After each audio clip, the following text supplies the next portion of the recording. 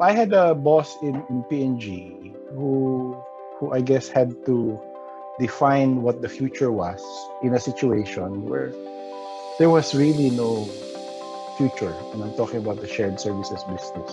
I mean, there was no future in the sense that there was no huge or large successful shared service business that had been set up at the scale that the company wanted. And she really had to define what that would look like um, for HR, knowing that one of the things that makes HR a challenging function is that across countries there are local nuances that make them different, while there are, you know, generally principles and objectives and practices that might be common. There is a host of very localized practice, and she had to be able to go beyond that and say, what does the HR shared services environment look like, and how do we chart our path towards that?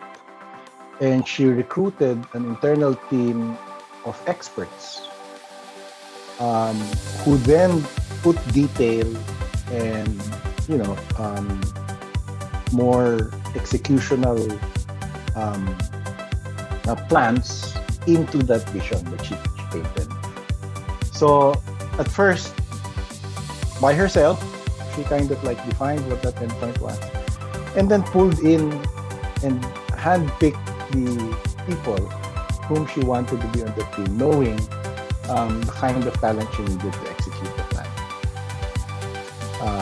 And you know, it was quite a successful um, transformation, moving the HR functions and services from where they were in the countries to a shared service center in Manila, and having the right people to manage each of the functions.